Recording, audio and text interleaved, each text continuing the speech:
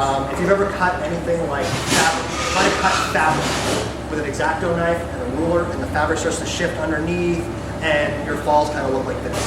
And that's okay if that's what you're going for, but you know, like I said, I tend to be very anal about the way I like things. So what I actually do, and another thing that people do, sorry, I should have said, that gets a better result are wheel cutters. You see them in any fabric store, any craft store. They're like 60 millimeter, and they roll, and they tend to put less tension on, which means your leather tends to kind of shift around a little bit. I, again, am not that fancy. I'll tell you this up front. All of this stuff can be done with simple tools. These are scissors. Familiar with scissors? What I do is I use a ruler and a very, pens with really easy ink flow. So felt tip pens, like Bic fine point pens, or not Bic, Sharpies, Sharpie ultra fine tips, or Uniball roller pens. And I use the same method. I use a ruler and a square, and I measure them all out, and I mark them with pen. Black is great because you can actually mark it on the face, you don't see it. The trick to that is you hold it under light and the ink reflects under the light. Scissors. That's how I cut my falls. People are like, oh, how do you cut your falls?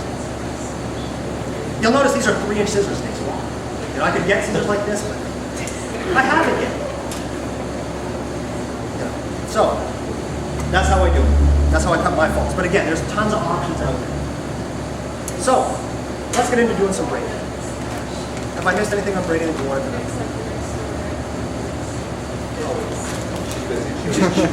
I love doing this. Friggin'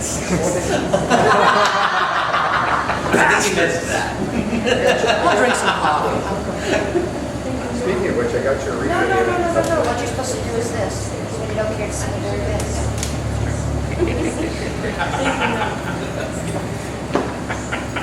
Actually, next year's gonna be tough. All right.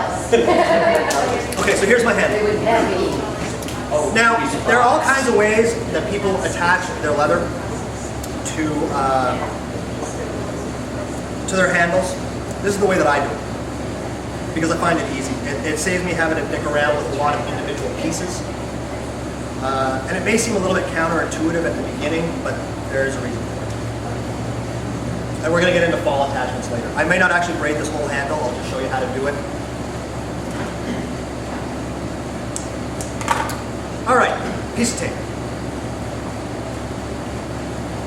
Now, it's kind of like cooking. Anybody ever cook? If you ask somebody that you know how to cook, you ask them something like, I learned how to cook from my mom. My mom's a great cook. So I'll ask her a question, like, Mom, how long do I cook this turkey? She'll say, till it's done. How the fuck do I know when it's done? Right, that's the question. Exactly. My mom, you'll just know. No, if I knew, I wouldn't be calling you on the telephone. It's the same thing with leather. I try as much as I can to be specific about things, and this is why a lot of people don't do it. Your oven may be hotter. If I tell you to cook it at 350 in an hour, it'll be charcoal, right? You want to lay your leather out at a 45-degree angle. 45. If your 45-degree angle doesn't work, pick another angle. Like, don't sit there going, you can't make it work at 45. What the hell? I can't. Change the angle. And I'll give you a trick on that in a minute. So, lay it out at 45 degrees. 45 degrees. 45 doesn't work. 45-ish. We'll call it 45S. How about that? So what I'm doing is I'm laying my leather out on this piece of tape, and I'm leaving myself enough room at the top for another piece of tape, intentionally. And you'll see why in a minute. So,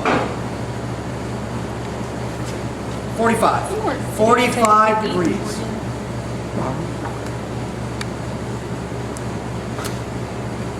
And this whole tape thing will make sense in a second. Okay, so now I've got my leather. I've got my handle. Everybody can do whatever they want. I always start from the top. It's just because, I don't know why, it's just what I do. Lay it down on the tape. Roll, so that you know, see now all my leather is in the same straight line. See how that works out? See how handy that is? And that's how I get my leather laid out. Now, tape is not going to hold your leather there. That's why we leave the space at the top. This is when the wax thread comes out. I missed it. Go back. Did you? All right. This is why they take them holding there forever. Exactly. Once you have the leather laid out, I just roll the handle in the tape. You see? And as I said, I leave a space at the top because the tape will not actually hold the leather for braiding. It requires too much tension. Plus, no, it's flat. It's right up. 45. Telling you. Ish. 45-ish-esque. You know, if somebody else wants to teach the class, you're welcome to it. So then what I do is I leave myself enough room at the top for another piece of tape. This is why. Because I can get enough tension with the wax thread that this actually will put enough tension on to do the braid. That's why I do it. So we tie off the top, and you want to get all your strands as flat as you can, and get them right up to the top. And put enough around that you can get, like I said, enough tension. People on FetLife, show of hands. FetLife, anyone? FetLife? If you've ever seen my pictures, there's a picture of my hands on FetLife. And they look like I've been playing banjo on a meat grinder. Because you have to, you know, somebody that I respect a great deal said if you're not getting blisters braiding, you're not doing it right. So, always, I mean, tension is key. So now all I'm doing is using the tape so I don't have to put a knot in my string.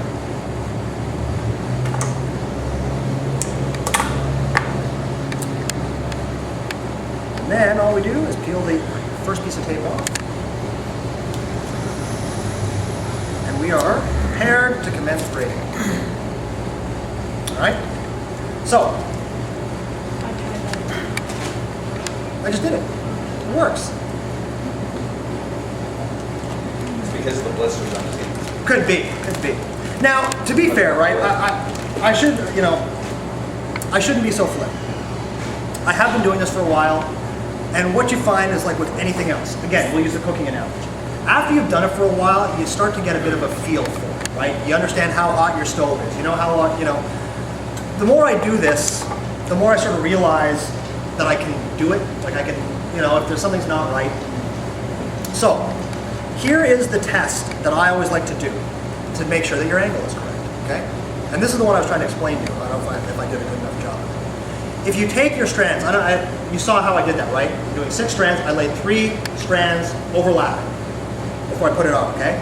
The reason that you do that is that your strands are going to wrap around the handle. Ultimately, what they're really doing is just wrapping around, just in an alternating pattern.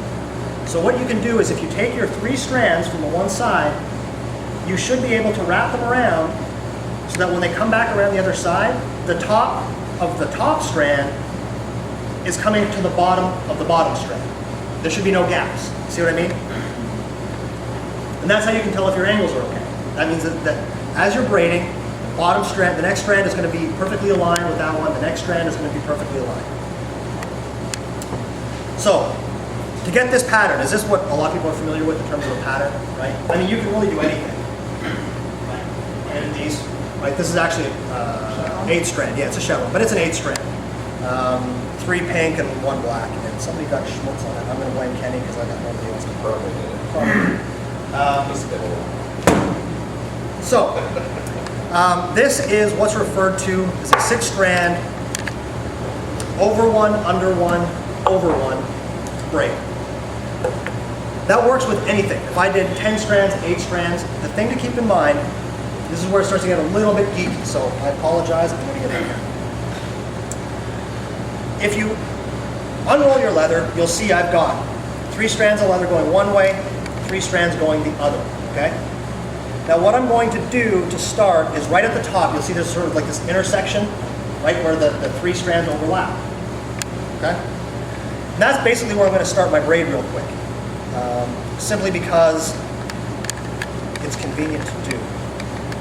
So what I'm doing is I'm just going over 1, under 1, over 1, which just basically means every time you get to a strand, it alternates. So when I start, and this is exactly where I want to be.